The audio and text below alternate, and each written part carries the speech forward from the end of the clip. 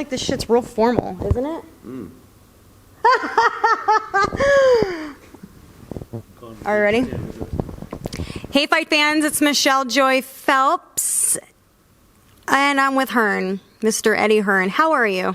I'm very well. This is the last interview of the day. Hold on, you're too far because I can't reach like that. Okay. Is that right? You got to move. Yeah, there you go. Yeah, so the last one of the day. Mm-hmm. It's always a big fight when the Phelps is in town. And actually, Dan Raphael's in town too. Ooh. Only for the second time in my promotional career. When was the last? Watch Butte. Yeah. He's moaning because we don't have tables, right? So if we put tables in, we lose one, maybe 2 rows of seats, which is about $60,000 or $70,000 in VIP ticket revenue. So I say, fuck them, put it on your lap.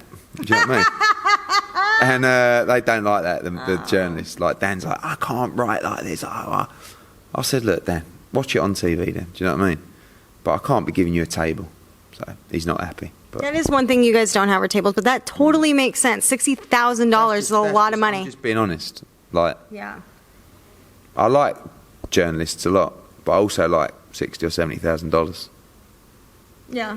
And most of the time, especially on the model of this show, it's coming out of KELL Brook's pocket because he's getting the money from from the show. So if I go to KELL Brook and go, right, you got a choice.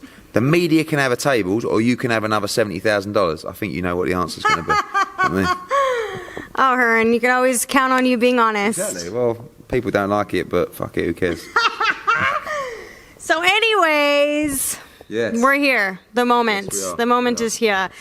Okay, I'm not going to lie. The first time I heard that this was announced, I actually had to go to your verified account and make sure that, in fact, this is really happening, just because I think it shocked everybody.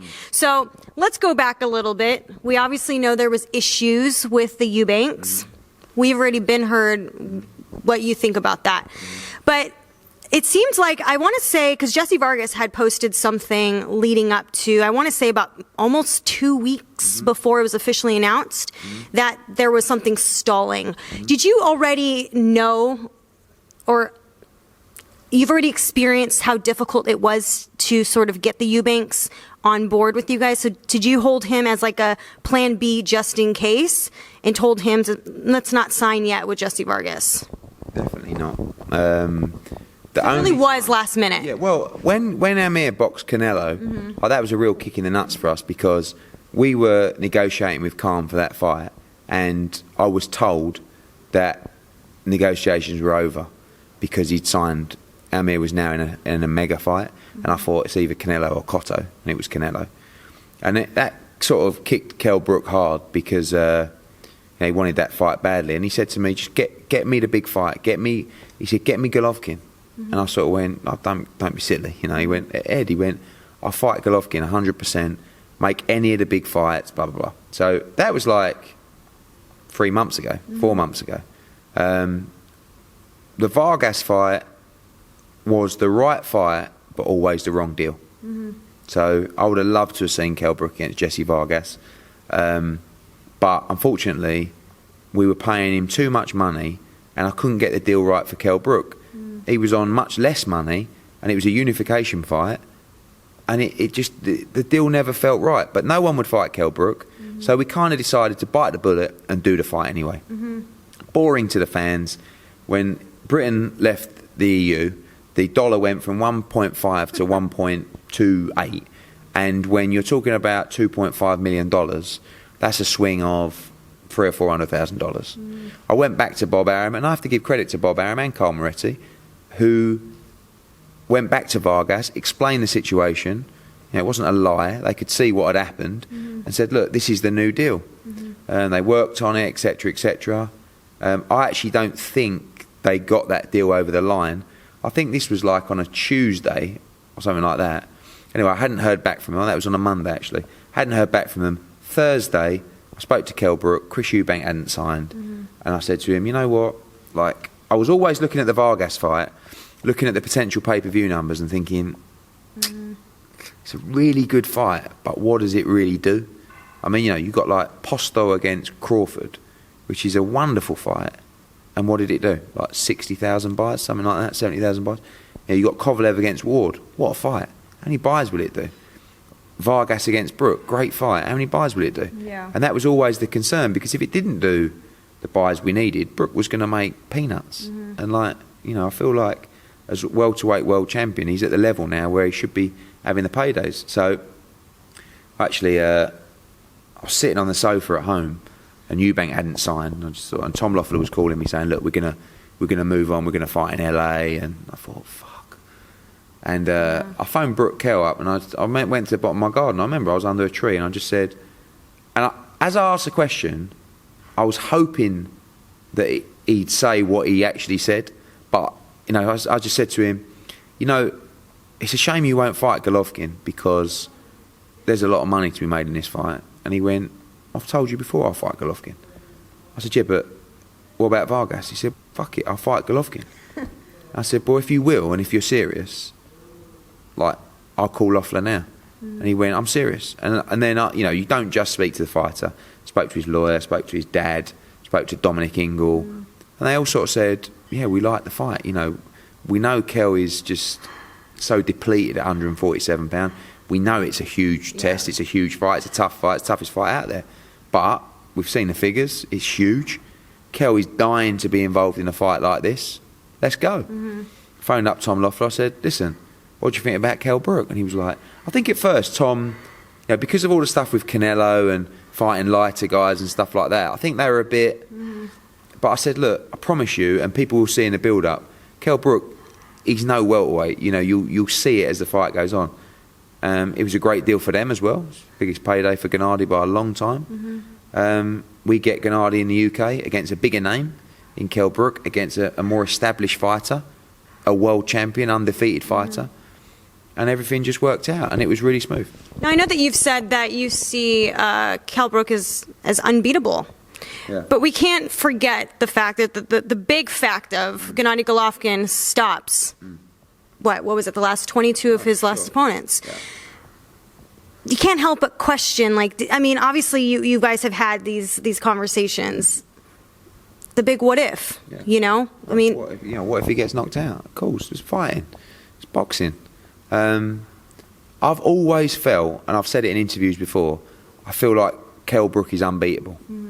But I didn't say that thinking he'd fight Gennady Golovkin, you know? So we're not stupid. Yeah. Like, I've been around boxing for nearly 30 years. I'm not saying I'm an expert, but I know boxing. KELL Brook knows boxing. His trainer knows boxing. We all know this is the toughest fight he could have taken in world boxing. Right. But if you do have something and you are that special fighter, and we believe he is, he can win. If he's not, he won't win. Do you know what I mean? But let's find out. And when you gamble, when you roll the dice, let's gamble for everything. Don't just gamble for like a couple of chips or a couple of things. Let's gamble for the lot. Let's gamble to become the #1 fighter in world boxing. That is what we're doing. If KELL Brook beats Gennady Golovkin, he becomes the hottest ticket in town. That's what you're gambling for. And that's when you can look at a fighter and say, right, 1, you're in probably the biggest fight of 2016. 2, you're fighting for the unified middleweight titles. 3, you're fighting for millions of pounds. 4, you're fighting to become the hottest thing in world boxing. If that don't motivate you, I don't know what does. You know, people talking about the weight in this fight, don't worry about the weight in this fight. It's definitely a disadvantage.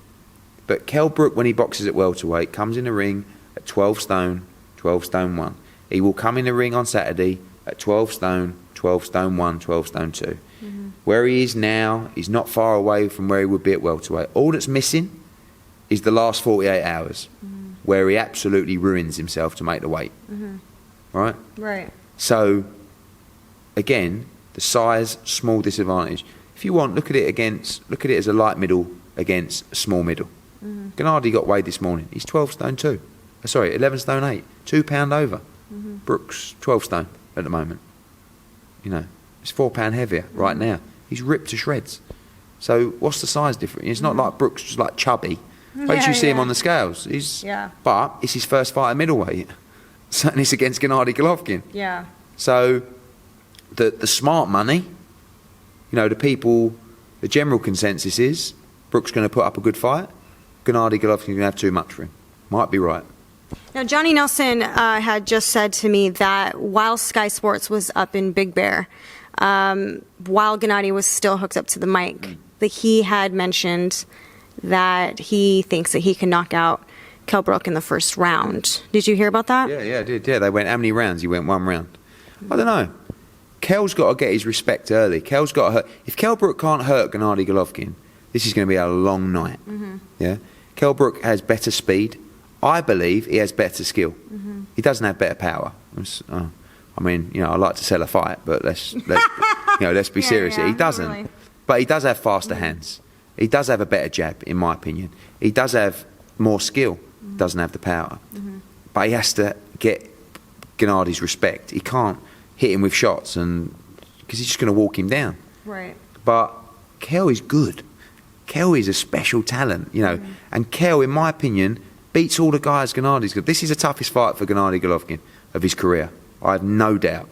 And I don't know how Gennady Golovkin is going to react to things. Maybe he's a bit nervous. I bet he's more nervous now than KELL is. KELL don't give a shit. KELL's a nutter. KELL's not wired up right. And you know that, like, he's not. He's so excited. He can't wait to get in there. Like any normal human being. I mean, other night I was on the sofa, I turned on Sky, Gennady Golovkin KO King. And after 5 minutes, I felt sick. You know, that my fighter's going to go in and fight. He's watching it at home. Oh, you watch that knockout? Oh. Like, he's not wired up right. Yeah. But great fighters aren't. Geniuses have character flaws. And KELL is nuts. But you have to be nuts to fight Gennady Golovkin. You have to be nuts to move from 140 to 160. And you have to be more nuts to think you can win. You know, I have to give KELL respect because it says a lot about people who are in the sport of boxing when the top 10 fighters won't even fight Gennady Golovkin, but the other guys, the guys who are number 35 or God knows what, will get in the ring with him. But KELL Brook, obviously being the IBF welterweight champion, he, you know, yeah, you're right. He could have fought Vargas, but he could have had a voluntary and made good money. He doesn't. He's 30. You know, we haven't been able to get those, you know, Garcia fights and those kind of fights because they don't want to fight him. That's all.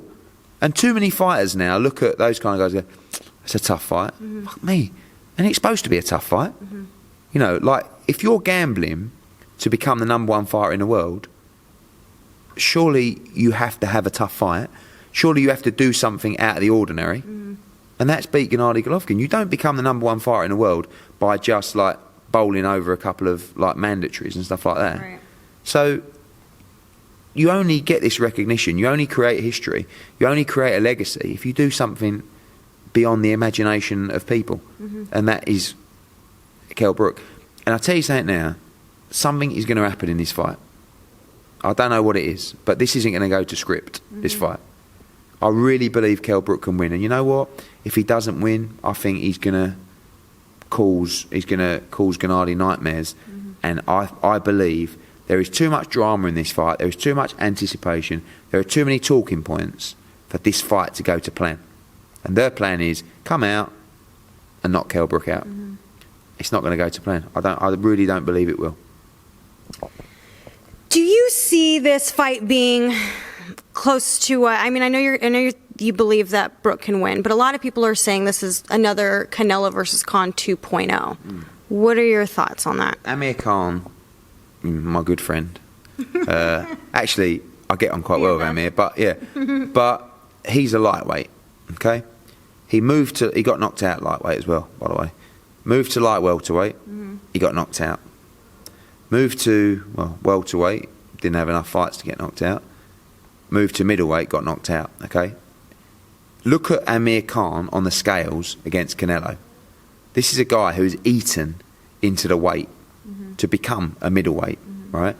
And again, I don't mean to be disrespectful because you can't say a fighter has no chin because, like, all fighters have chins. Right. But he hasn't proven to have great punch resistance at lightweight or light welterweight or at middleweight. It's not going to change. Doesn't matter if he fights at super featherweight or at light heavyweight. So that's the first thing, okay? Secondly, is that fight was always going to play out that way. And it played out exactly how I thought it was.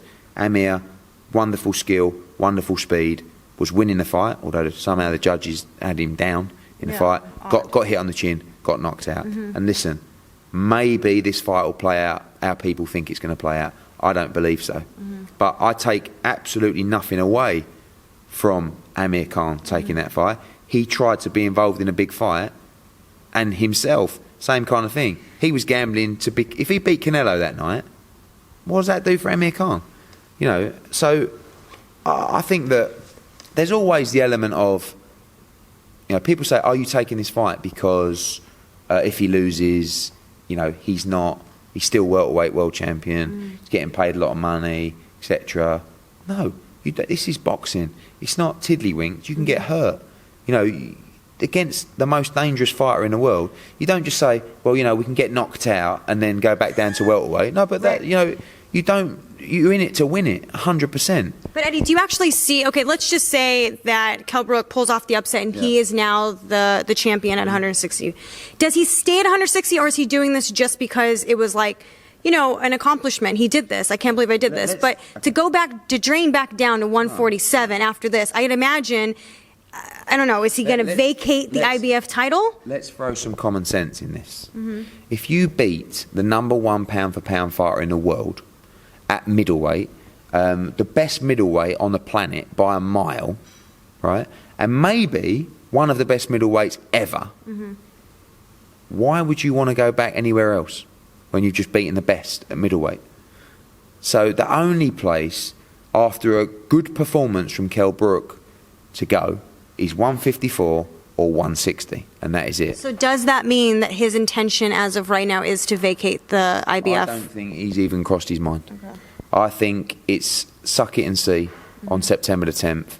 And one thing we know is he feels amazing. Yeah. He looks amazing.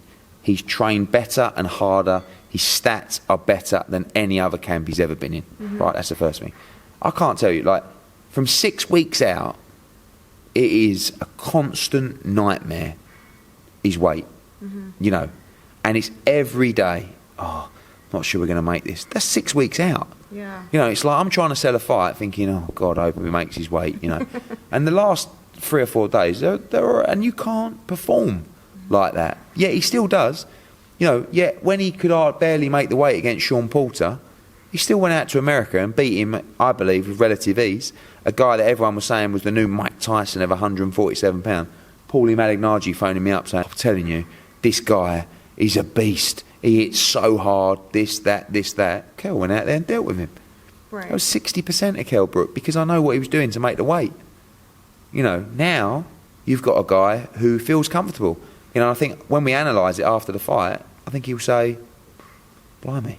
I felt great, and he does feel great. There's no excuses about the weight in this fight. If he loses, it's because he's not good enough. It's not because he's too small. You know, I'm not saying he's a natural middleweight, but he is. I still think he's a big light middleweight. He's a huge welterweight, but he's a big light middle. So whether he operates at 154, 160, he might even be a good candidate for Canelo one day. Well, listen, if he beats Gennady Golovkin, Canelo against Kell Brook at 154 is huge. The Golovkin rematch is huge. So that's what, you know, but again, that's what I'm talking about, what you're playing for here. Right. You know, you're not, this is to take your career to stratospheric levels. And that's what he's so excited about. He's excited for this fight. So considering if you guys haven't already done so, make sure you download the Behind the Gloves app. It's free, and it features really cool stuff like a fight calendar that reminds you of all the upcoming fights, and it allows for you to, with one click, to remind yourself directly to your phone. And it also features 24/7 breaking news that's going on in boxing. So make sure you guys go ahead and do that and subscribe to this channel.